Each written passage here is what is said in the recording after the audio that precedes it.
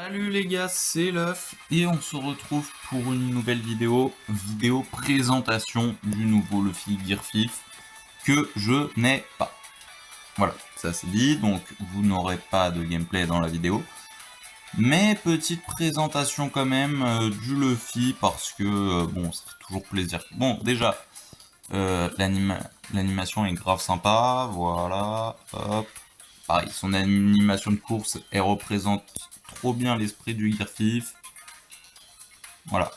La 2D, on va pas se mytho, avec c'est la première 2D je crois, avec un décor, ou la deuxième, enfin il y en a très peu qui ont un vrai décor en fond, plutôt stylé. Et ensuite, on va commencer par les compétences. Donc défenseur, mais peut changer de style, on verra ça juste après. Donc compétence 1, Gomu Gomu no Foudre. Donc cette attaque longue portée peut infliger électrocution.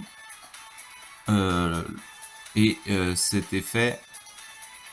Attends. Lorsque électrocution ne peut être infligée, voilà. Donc si quelqu'un a anti-électro ou anti-malus, il se prend une projection quand même.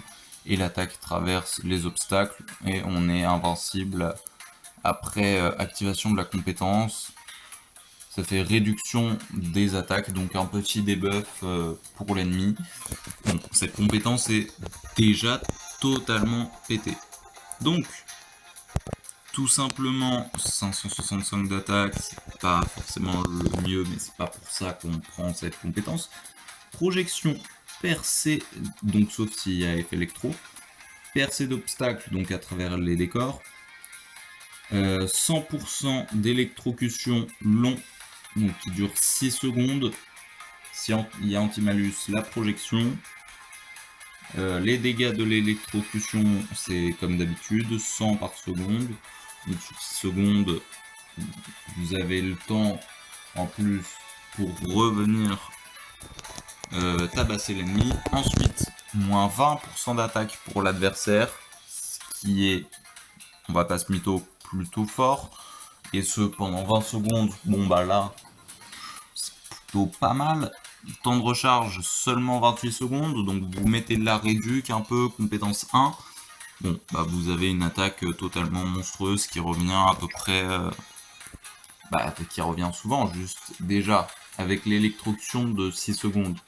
Ça veut dire il n'y a plus que 22 secondes entre la fin de l'électrocution et le moment où vous pouvez rebalancer l'attaque. Vous mettez réduc de compétence 1. Bon, bah là, il y a une... Enfin, ça devient totalement monstrueux. Ensuite, compétence 2, un peu spéciale, c'est comme le Zephyr. Vous claquez la première compétence, Badge Rangun, 656 d'attaque, projection, passe à travers les obstacles, un rayon totalement abusé, ne prend pas en compte la défense, et tout simplement, vraiment le rayon de l'attaque est abusé, et donc une fois que vous l'avez utilisé, donc vous ne pouvez l'utiliser qu'une fois par vie, hop, vous passez à celle-là qui restera tout le temps, un peu comme le Dina qui devient un rayon laser.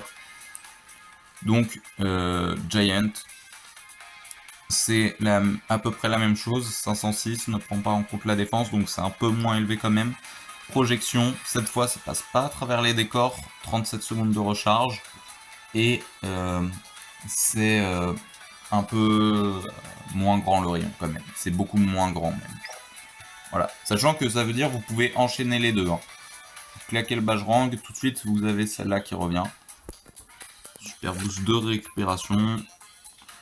Donc voilà, boost d'équipe, augmentation des PV. Donc à la limite ça on s'en fiche un peu, enfin c'est toujours sympa, mais c'est pas ça le plus important. Les traits. Voilà donc voilà. Il a les 3 styles, mais on va en parler dans les traits du perso à mon avis. Lorsque vous êtes dans la zone de tas de trésors alliés, les effets suivants sont activés, donc quand vous êtes défenseur, 30% de moins de dégâts subis. Lorsque, toujours dans la zone de tas de trésors alliés, si la jauge est supérieure ou égale à 80%, vous ne pouvez plus être déséquilibré et projeté. Et lorsque vous restaurez les jauges de tas de trésors, vous ignorez les ennemis. Et vous pouvez restaurer jusqu'à 150%. En gros, en défense, vous avez le même trait que la Big Mom là. Donc c'est déjà un top défenseur du jeu. Mais, comme ça suffit pas, si jamais il est attaquant, lorsque vous êtes dans la zone de tas de trésors ennemi, plus 30% de dégâts infligés. Ensuite, 70% des PV ou plus, pas de déséquilibre. Et lorsque vous utilisez la compétence 2, plus 30% d'attaque pendant 20 secondes non cumulable, mais du coup ça veut dire que... Enfin, c'est juste totalement abusé, hein, comme d'habitude. Enfin, là c'est pas encore totalement abusé, c'est très fort, mais on se dit pas c'est abusé, mais le problème c'est qu'il peut cumuler les 3. Mais on en reparlera après. Parce qu'il y a aussi le mode fonceur. Donc 50% de vitesse de cap quand vous avez 70% des PV ou plus. Lorsque vous capturez un tas de trésors, vous ne pouvez pas être déséquilibré ou mis à terre, donc ça c'est très fort encore une fois. Hein. Et lorsque vous avez capturé, restaure 30% des PV et réduction de 20% du temps de recharge de la compétence 1.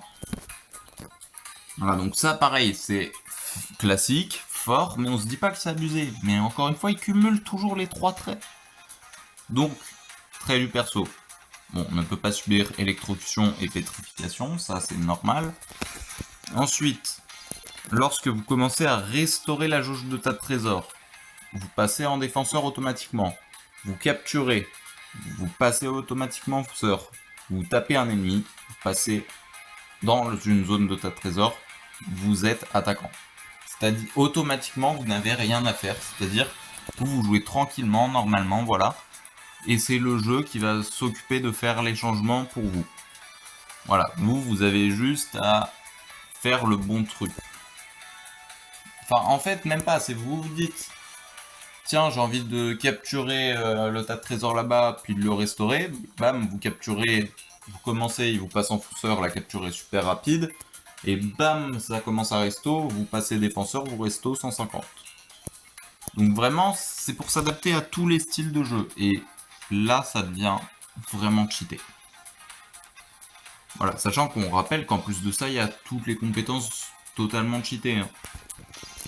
Alors, trait 1.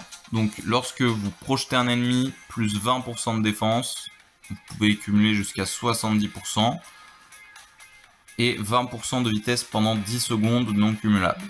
Donc, ça veut dire que, bon, on rappelle l'objectif de base, à la base, le perso est quand même défenseur, en style de base. Donc, juste vous utilisez vos compétences, par exemple, vous avez un Kidlo en face, bam, compétence 1, anti-malus il est projeté, ensuite Bajrang Gun, Giant, bon bah voilà, juste vous stackez vos 70% de def, vous les avez tout le temps, tant que vous êtes en vie, et vous devenez un monstre intombable qui peut faire tout entre capture, attaque ou défense.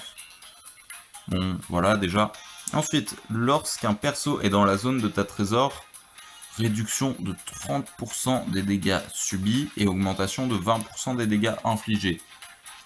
Voilà, donc pareil, encore totalement abusé, c'est-à-dire que un ennemi arrive, ou un allié, vous voulez combattre, vous êtes dans la zone de ta trésor lui aussi, bah 70% de def, 30% réduction de dégâts, l'ennemi il vous touche pas, vous 20% d'augmentation des dégâts, plus les traits de l'attaquant si vous commencez à le taper, et bah ça fait beaucoup. Lorsque on reste appuyé sur la première étape d'une attaque normale, et attention, parce que pour moi c'est le truc le plus cheaté du perso, si vous maintenez appuyé la première attaque, ça fait la première auto, et ensuite il se met en position de contre tant que vous maintenez appuyé.